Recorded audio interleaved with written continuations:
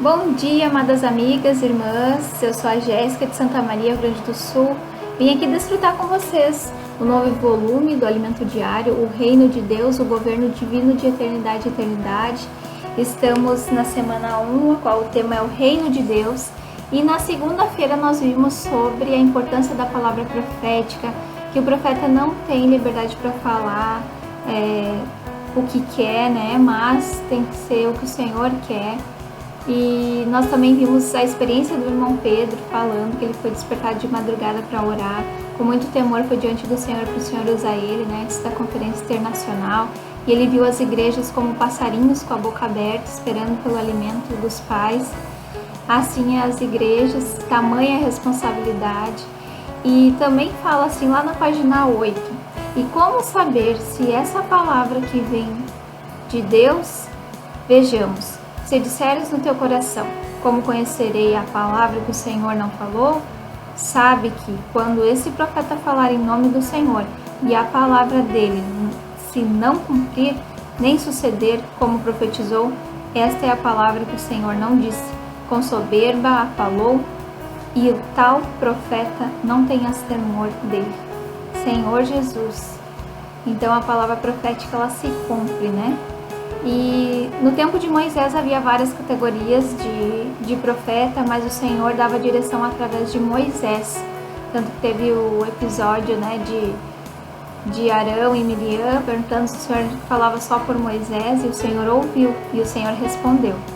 Não é assim como com o meu servo Moisés, que é fiel em toda a minha casa. Boca a boca falo com ele, claramente, e não por enigmas, pois ele vê a forma do Senhor.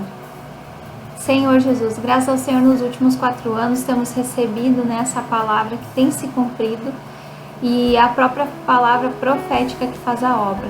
Não é por realização nossa ou capacidade nossa, mas é pela palavra que sai da boca do Senhor. E lá na terça-feira nós vamos ver sobre restabelecer o governo de Deus aqui na terra. E o reino e a autoridade de Deus é o título. Antes de tudo existir, o que existira era Deus. E aquele criar lá de Gênesis significa bara, que é criar do nada. E nós vimos que ele criou, era só ele falar. E ele falou e tudo foi criado, né?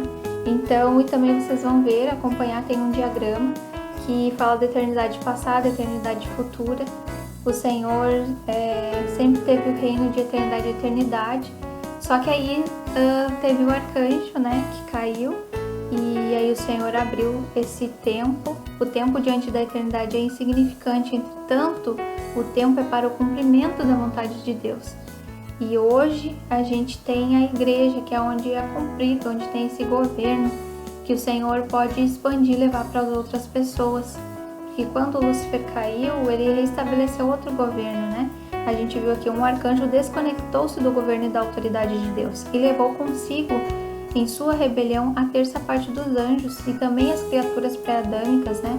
E aí se instalou aqui esse governo clandestino, né?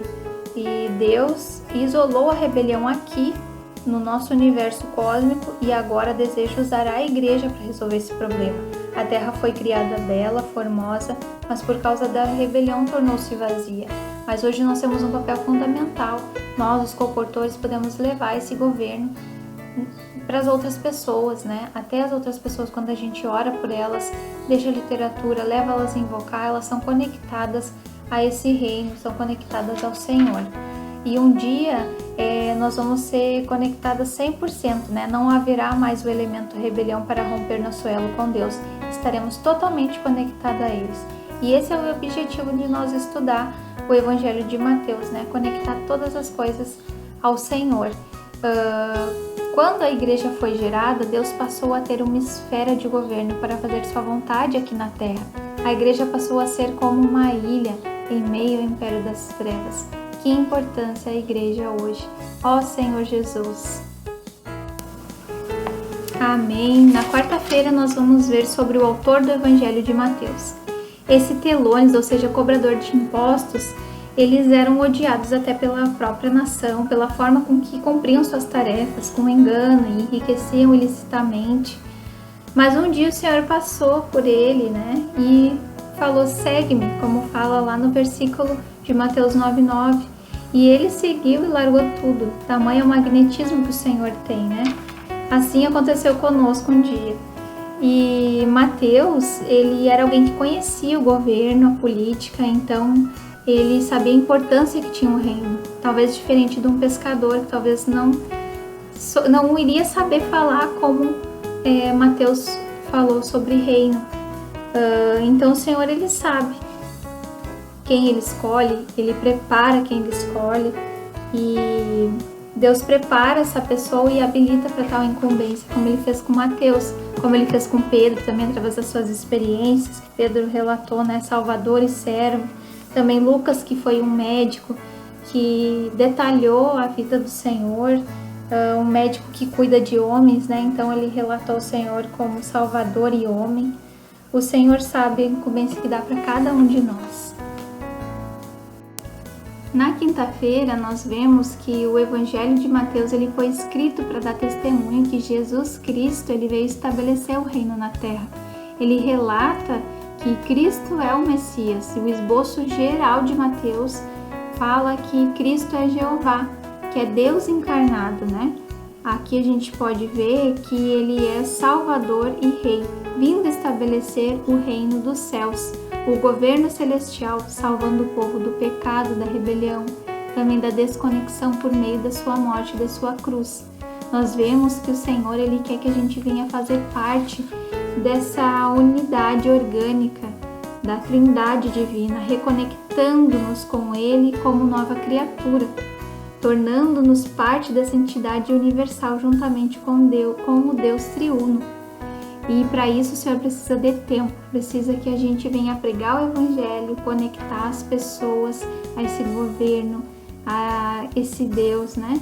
E que a gente possa assumir esse encargo. Sexta-feira fala sobre o mistério da criação. Cristo é a realidade, né? Ele é a substantificação, a concretude do invisível. E fala assim, tudo que foi feito foi por intermédio dele e para ele. Mesmo assim, um arcanjo, uma criatura, orgulhou-se da sua própria sabedoria e formosura.